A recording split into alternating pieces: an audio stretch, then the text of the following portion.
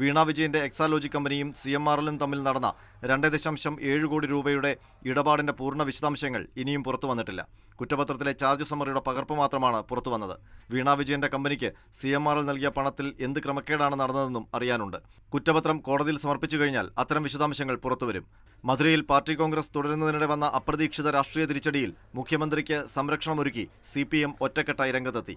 Case രാഷ്ട്രീയ പകപോക്കലെന്ന് CPM സംസ്ഥാന secretary MV Govindan പറഞ്ഞു. അപ്പോൾ ശുദ്ധ അസംബന്ധം എഴുന്നള്ളിച്ച് CPIMനെ കളങ്കപ്പെടുത്തുന്നതിന് മുഖ്യമന്ത്രിയെ ടാർഗറ്റ് ചെയ്ത് രാഷ്ട്രീയ ശക്തിയായ കടന്നാക്രമണം നടത്തുന്നതിന് വേണ്ടിയുള്ള ശ്രമം മാത്രമാണ് ഈ SFIയുടെ ഇന്നത്തെ ഈ തെറ്റായ എന്ന് പറഞ്ഞാൽ ഭരണഘടനാ വിരുദ്ധമായ സംഘടന നിയമപരമായിട്ടല്ലാത്ത കാരണം ഒരു കേസ് നടന്നുകൊണ്ടിരിക്കുകയാണ്, ആ കേസ് കേട്ടുകൊണ്ടിരിക്കുകയാണ്.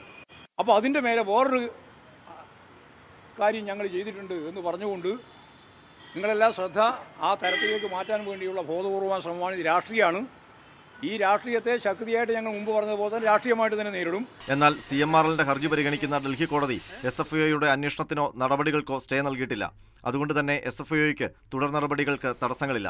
കൂടാതെ ആദായനികുതി വകുപ്പിന്റെ ഇന്ററിം സെറ്റിൽമെന്റ് ബോർഡ് 1.7 കോടി രൂപയുടെ ക്രമവിരുദ്ധ ഇടപാട് നടന്നുവെന്നാണ് കണ്ടെത്തിയിരുന്നത്.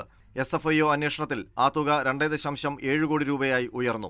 IT സേവനത്തിന്റെ പേരിലാണ് CMRL എക്സാലോജിക്കിന് പണം കൈമാറിയതെന്നും ആ തുകയ്ക്ക് നികുതി അടച്ചിട്ടുണ്ടെന്നുമാണ് CPMന്റെ തുടക്കം മുതലുള്ള പ്രതിരോധം.